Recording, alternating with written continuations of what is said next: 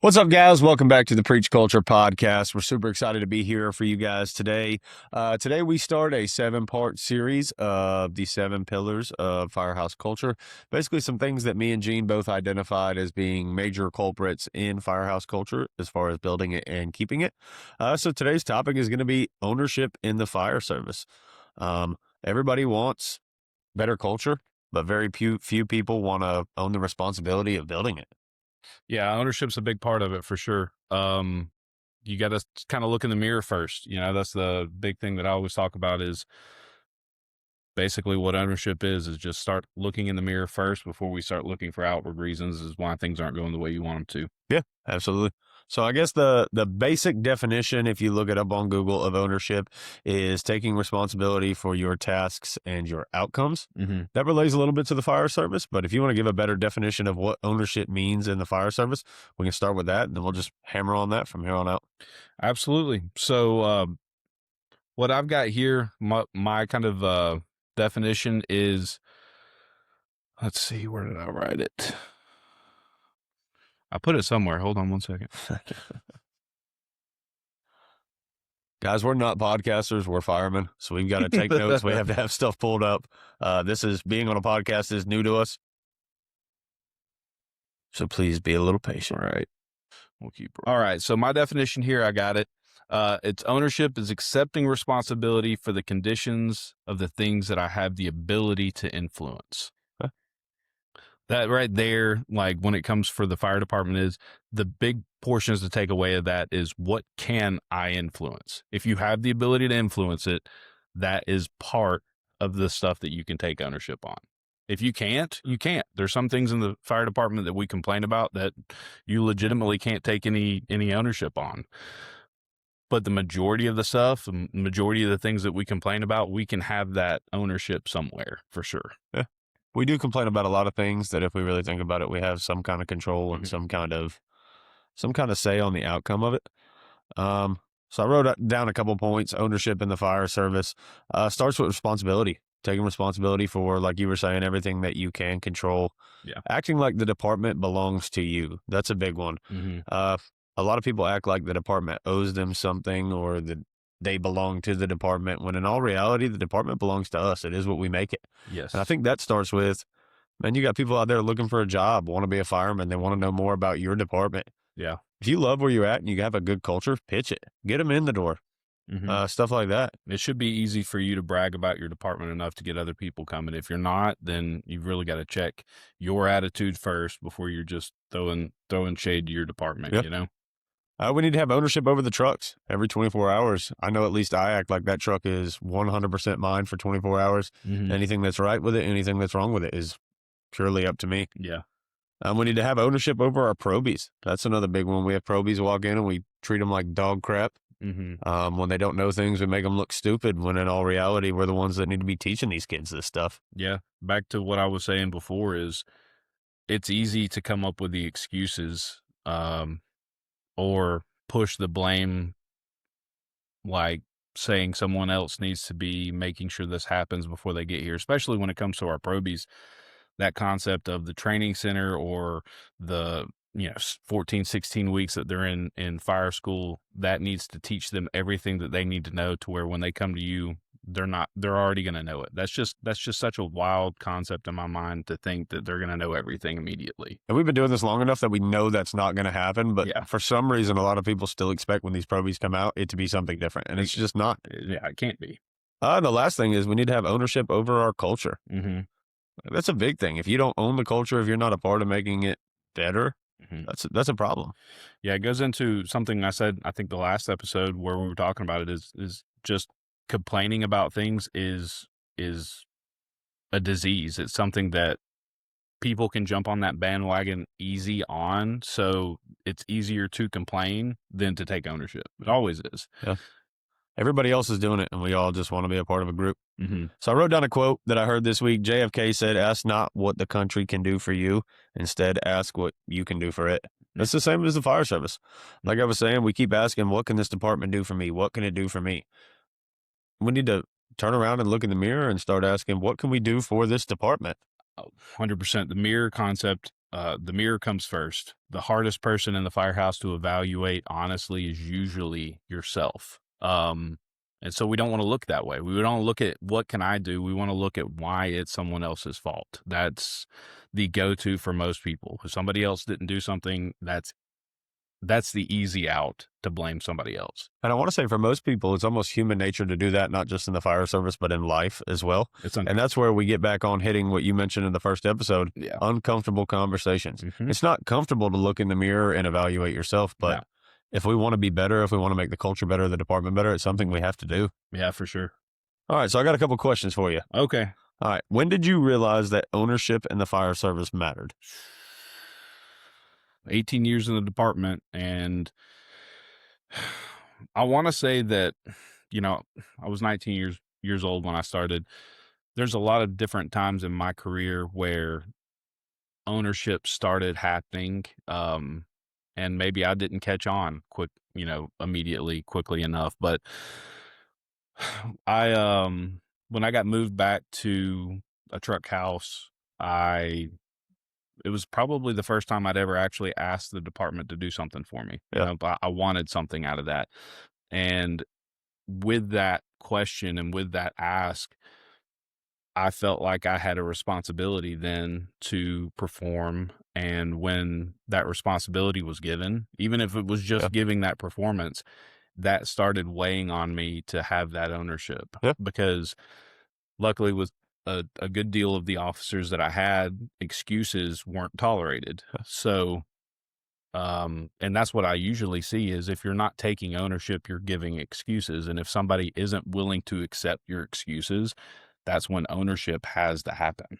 It truly does. And I've realized it a lot in especially the newer generations and the way some of these younger guys were raised is they do have an excuse for everything. But our job as their senior guys and as a department and as a culture is to teach them that, hey, we don't have to have an excuse for everything. You can mess things up and it be okay. And you're going to gain more respect by going in front of those guys and saying, hey, I screwed this up. This is my fault. Yeah. You get mad props when you can own your own mistakes. I mean, we're talking about ownership here, but the reason why I see a lot of people don't lean towards that is because reputation and ego are two giant pieces of fire department culture that get in the way of that. Me owning or making a mistake and admitting it makes me feel like a failure. And if I feel like a failure, that hurts my ego, which also could hurt my reputation. If it hurts my reputation, then everyone that sees me in the fire department is going to view me through that lens. And we're very guilty of doing that. But if we could change our outlook towards that from the outside in, I know, like, if you were the guy, you would jam up, and every time you screwed something up, you were like, hey, that's on me. I own it. I need to get better at that. I made the wrong decision here. To me, in my eyes, that would build your reputation. I'd be like, yo, like, this guy's great. And when he does screw something up, he's the first one to say, hey, that's on me. I'm going to make sure it doesn't happen again. No, it should work that way more times than not. But people get in their head if they make mistakes. It could be from, past trauma, whatever the case may be in their life. But they think taking that blame and being looked down upon in their mind, even though that's not what it is, that can hurt them way more than it would help them. You just got to own it. We got to own our mistakes and learn from them. There's nothing wrong with that. Who taught you at the beginning of your career the importance of ownership in the fire service? I had a lot of people throughout my career that taught me the importance of ownership. Again, I think when I was given that responsibility and I started working and wanting more responsibility, I think that ownership started shining itself through a bunch of different officers that I had through that time that said, this is the way you need to do it. And they were right. How quickly I took that and actually did it, that depends. It just depended on the situation, the circumstances, whatever it was. But I would say a big influence was the amount of trust that I had in the officer dictated how easily it was for me to own my mistakes. Because if I was concerned about how my officer reacted, then my ownership, which it shouldn't be, there's an integrity part of it too, but there definitely was a concern of I'm about to get written up, or I'm about to get moved stations, or I'm going to have some kind of consequence or punishment that's going to dictate how well I take my ownership. Yep. And I mean, it always starts. It starts with that leadership perspective, but we can absolutely influence our culture to do the right thing first, Yeah. even if the consequences are bad. Yeah. You need So- to, you know. So my first lieutenant in my old department, Lieutenant Ledford, man, I was probably 2 days on the job, and I was watching him take ownership over the station, watching him take ownership in his crew's actions. Obviously, I was a probie, so we screw things up on scene. We learn, we train, and watching him take ownership in public over us and saying, "Hey, that's my guy. He's brand new. I haven't got to that yet. So yeah, he's going to screw that up. He's giving it all he's got." That really taught me ownership quick and taught me basically as an officer to, hey, let's defend our guys in public. And then we can deal with whatever's going on when we get back to the house. And a lot of the time, as the senior guys and the officers, like, it is our fault. We may have missed something on training. Yeah. And now we get out in the real world and, oh, shoot, we haven't taught that guy that yet. Yeah. And now he's out there looking stupid. It's Mhm. not his fault. Ultimately, it falls back on us. Yeah. And then we had an instance the other day at the station. I'm sure you remember. We came in, we did truck checks. We missed the dirty ladder. Yeah. And got passed on to the next shift, and our lieutenant came to us and was upset with us. Yeah. But at the end of the day, that's ownership over the truck and the station that he showed that day, because it was our responsibility for 24 hours, and we did miss it. Did we make it dirty? No. We were pulling stuff off the rig. Did we miss it? Yeah, and that's 100% our fault, and we need to take accountability over missing even little things like that. Yeah. That's a big character thing. I think a lot of people, especially in that circumstance like that, is we're looking for retribution. We're looking for that concept of, because I didn't make the problem happen. I didn't make it dirty, whatever the case may be. They don't want to take the ownership of what they did wrong because there's something else bigger that was wrong. Well, we shouldn't have had to do that if this would have happened. And that eliminates the ownership. Yep. Own the fact that you missed it and you didn't clean it. Yep. Like that's what we needed to do. And we can't deal with that. Goes out of the kind of back to the definition. What is in your capability to own? And the owning part for us was own that we missed it. We should have pulled those ladders off, and they should have been clean. Yeah. And 100% we should have. If the other crews didn't take ownership of what they did wrong, that's on them. That's it. We can't, we can bitch all we want to, but that's not something we can do. We can control what we can control. Yes. We can look the best to others, and we can work as hard as we can together as a crew. Yeah. Now we can go over a couple points. I've jotted some notes down here of what culture is not. Okay. It's not complaining, or what ownership is not. I'm sorry. It's not complaining. It's not gossiping. It's not blaming admin. It's not blaming the officers. It's not blaming the other shifts like we just hit on. And it's definitely not blaming the new generation. We've hit a good bit on that in the first 2 podcasts. Yeah. Of this new generation being different, but us as senior guys and officers need to adapt to that. We can't just give up on these guys. These will be the same guys that'll be responding to us in a nursing home when we're 80. Yes. Let's teach them the right way to do the job.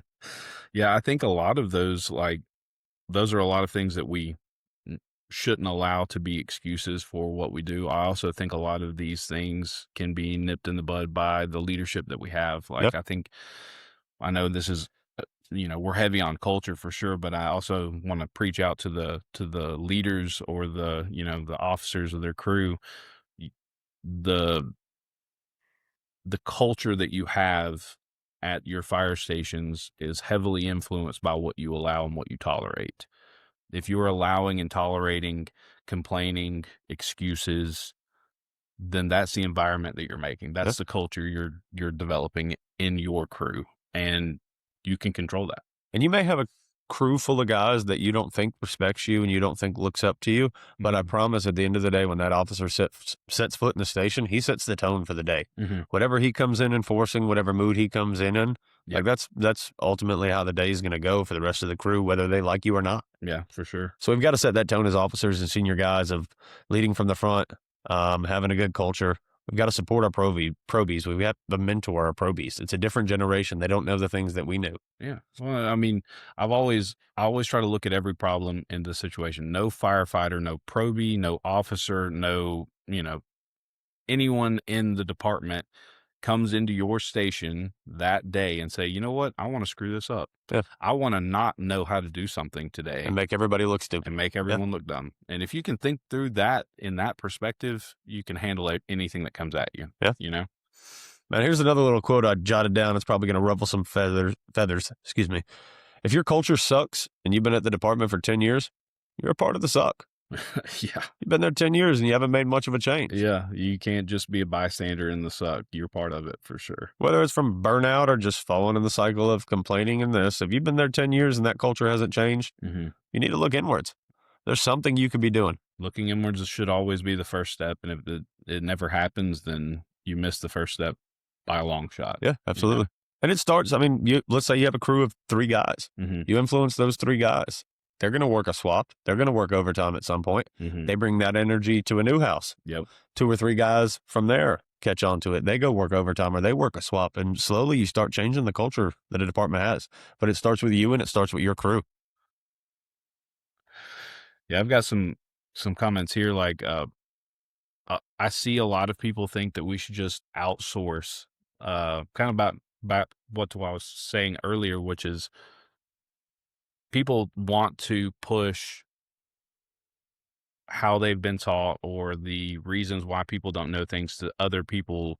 Like it's let's push the blame, let's push the topic to, training being a big one. Like some of the things that I hear, common firehouse statements was, the department doesn't train us, or my officer doesn't teach me, or we never burn, we don't get enough fires anymore, or I've never had the opportunity to do stuff. Like all of those are just the core excuses that I hear all the time.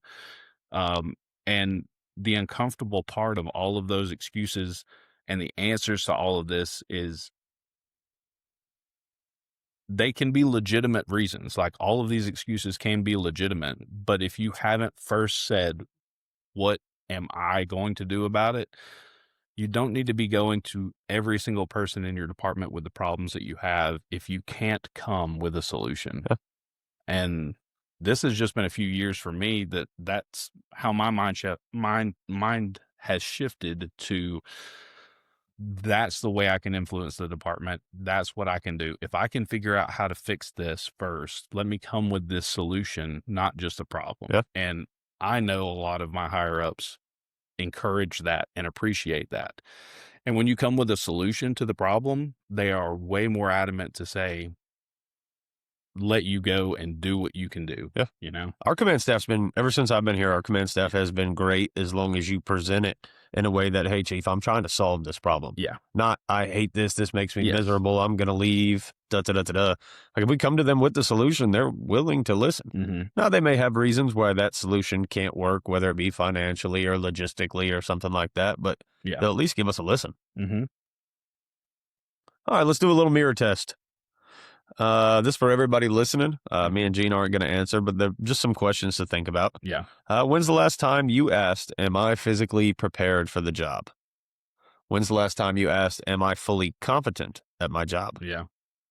When's the last time I asked, am I making my crew better? That's a big one. Mm-hmm.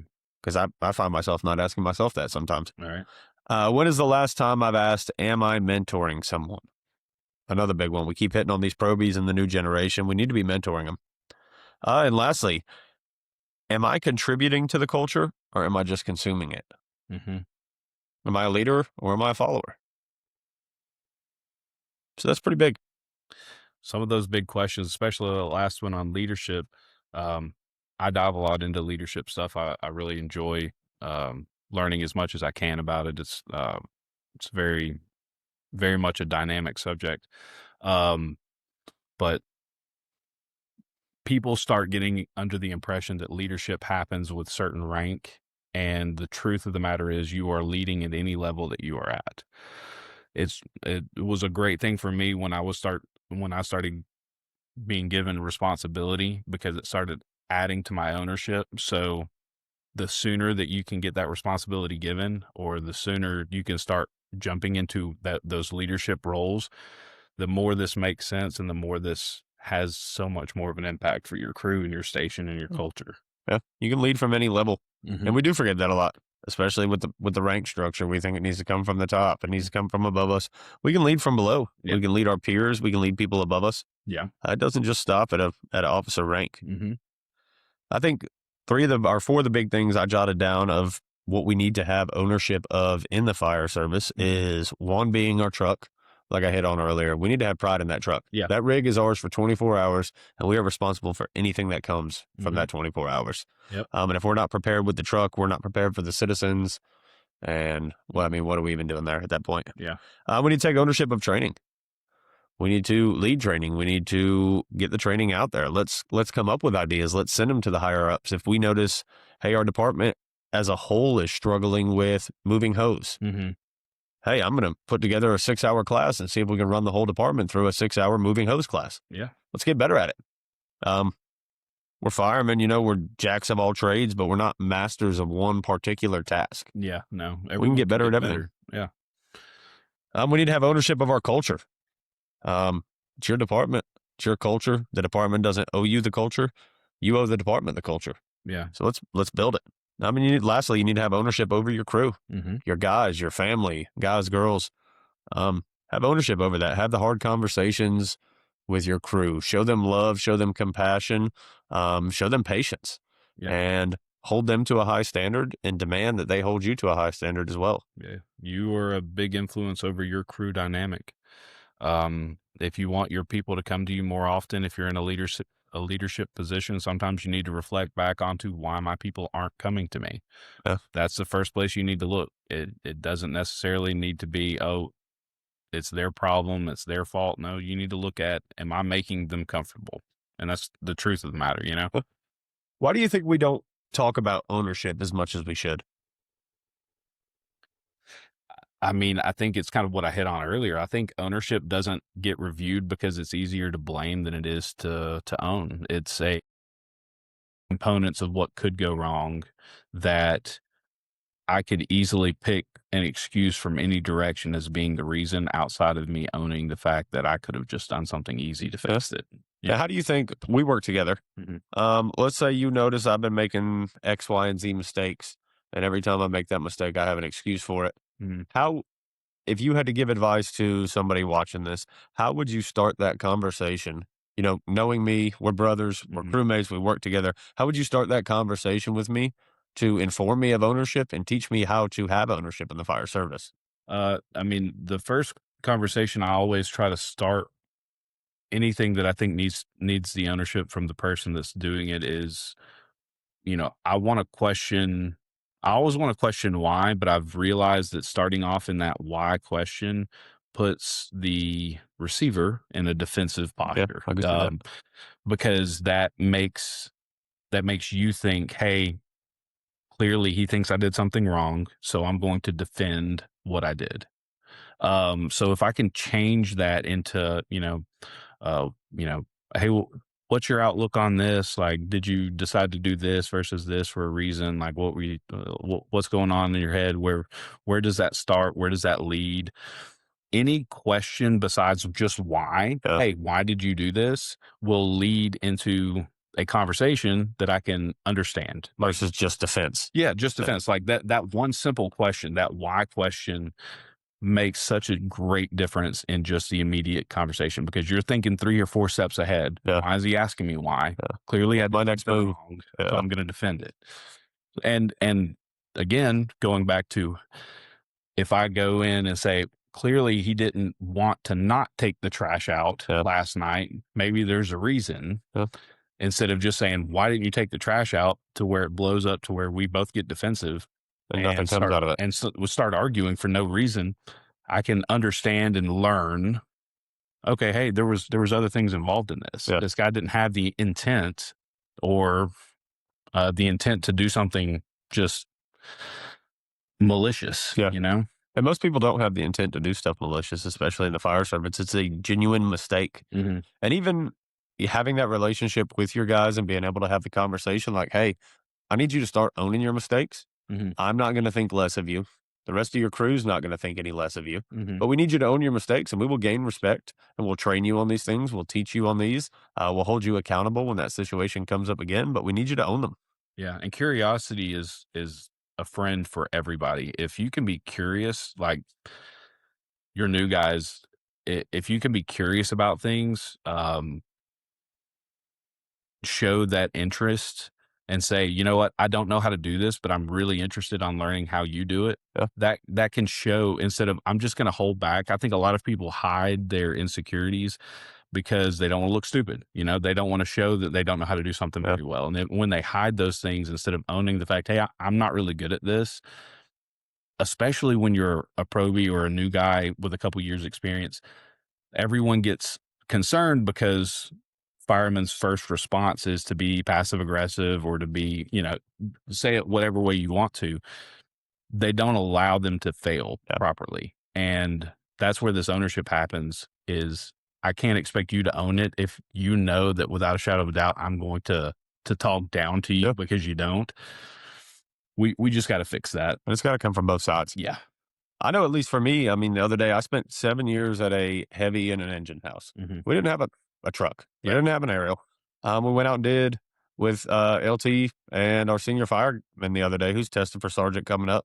We went and did all my aerial checkoffs. Mm-hmm. And I had to have that moment ahead of time and be like, look, like, I haven't grown up on a heavy or on a ladder truck. Yeah. I haven't done much of this. I'm not very experienced. I have a lot of questions. I have this. And the whole day we were out there doing it went way better because I led with honesty and ownership. Like, hey, this is not my specialty. I'm going to need some work on this. Teach me. Yeah. If I would have went in there like LT asked, hey, you know what you're doing? Yeah, absolutely. I'm going to kill it. Mm-hmm. And then I went out there and screwed everything up. It would have been a whole different conversation we Yep. would have had. Instead of just leading with, I don't know how to do this. Teach me. Mm-hmm. Teach me the correct way to do it. Yep. But as officers, we got to respond well to that, like you were saying. Mm-hmm. We can't just look down on them. Yeah. If I look and say, what do you mean you don't know what you're doing? Or again, like if we're not making an environment comfortable enough for someone to fail or someone to ask those questions or someone to own these scenarios, then we're messing up just as much as they are. The ownership comes from the officer perspective too. Yeah. I highly recommend reading Extreme Ownership. Very good book. I do a lot of what I'm talking about is based off of that information. I'm in the dichotomy of leadership now, but all of them have really good points and stuff like that. Yeah. Awesome. You have anything you want to add before we do some self-reflection questions to finish out the episode? Let's see. I did want to make some, I wanted to say like a lot of ownership and accountability gets brought up as being one and the same. And the truth of the matter is they're not. I think accountability usually starts after something goes wrong. So that's usually coming from the leadership perspective. A leader usually has to make you accountable. Yeah. Ownership is similar, but ownership happens before that. So what most leaders should be looking for is their people to take ownership so you don't have to make them be accountable for their stuff. So if you start understanding the differences of that, maybe that can kind of guide you in what maybe your officer's looking for or what maybe you need to start doing a little bit more of instead of just waiting to be held accountable. You can start owning. And usually when you start owning, if you're worried about repercussions, things like that, that tends to lead away from you getting as in trouble. Yeah. Because and being in a situation where you have to be accountable. Absolutely. And I'll admit I was the same when we first started doing a deep dive into these 7 pillars and writing all the information. I thought they were pretty similar until I did a good bit of research. Mm-hmm. I got a couple good points from you, listened to you talk about it, and now I see the differences between them and how one correlates to the other. And one is almost a reaction of the other. Yes. You take your ownership, you don't need to worry about being accountable. But when you lack ownership, you're more than likely going to lack accountability when it comes down to it as well. Yeah, for sure. All right, so we jotted down 5 or 6 more questions for you guys listening. Mm-hmm. Just a little test, a little ownership test for you guys to do at home and answer these questions by yourself or follow along, jot them down and bring them to the station. Have the conversations with your crew. I think it would be something great to do around breakfast or dinner time. Mm-hmm. So number 1, have you labeled anyone instead of leading them? Mm-hmm. That's a big thing. And kind of defining out that question. When you look at somebody and it might not be your crew, might be someone else's crew. If the first thing you're looking for is the problems that they're doing, are you labeling them instead of understanding what you can do to help guide them to the way that they need to be? And we're all guilty of that. Yeah. There's not a single person out here who hasn't labeled somebody in the fire service. What do you complain about the most, and what have you done personally to fix it?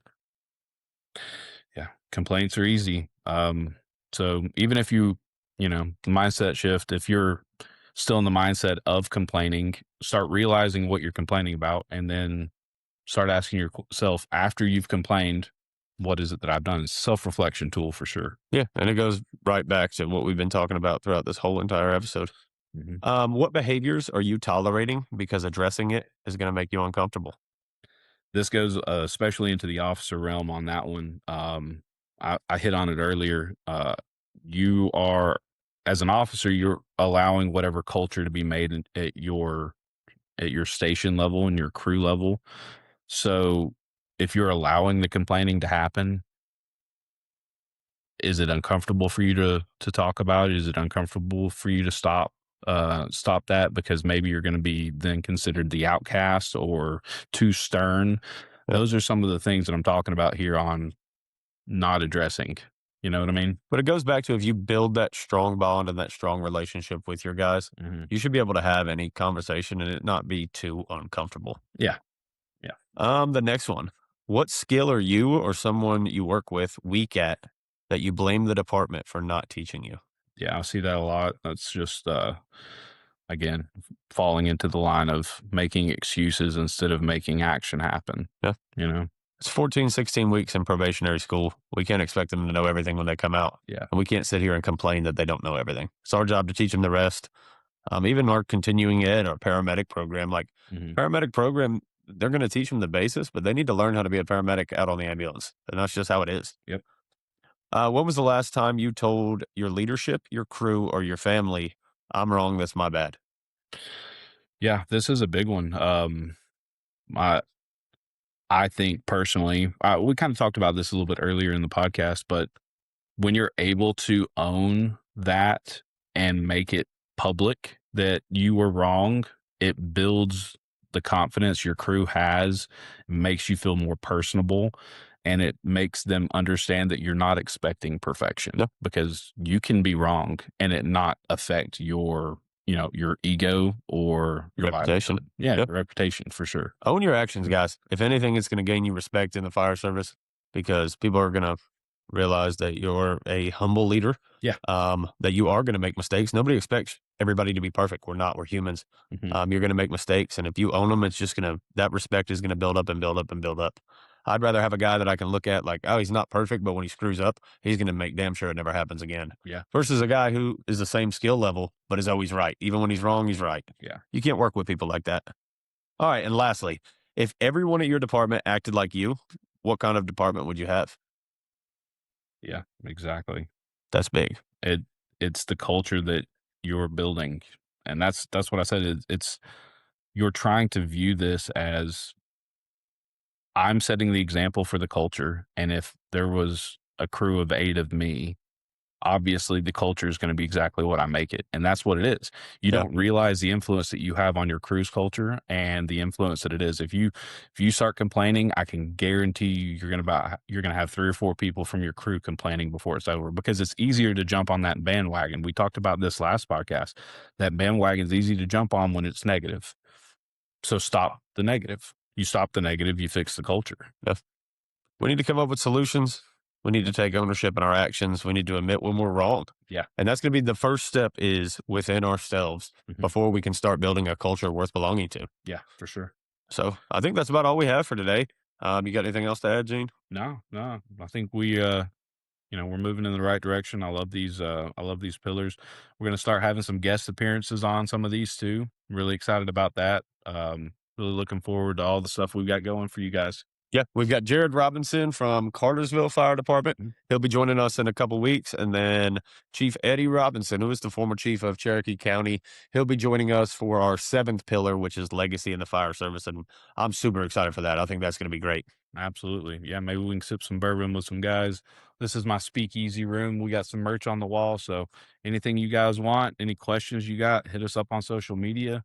Uh, Ask some questions. We want to answer some of these questions on these podcasts and really dive into what you guys are thinking. If there's anything you want us to talk about, let us know. We're always there, ready to answer questions. Yeah, ready to have conversations and ready to learn. Mhm. Well, we appreciate you guys joining us again today. Stay tuned for next week. Next Friday, we will have episode 2 of the 7 Pillars of Culture, which is brotherhood. And that is personally my favorite. So I'm super excited for us to get to that. Really appreciate you guys joining us and have a great day, man. Thank you.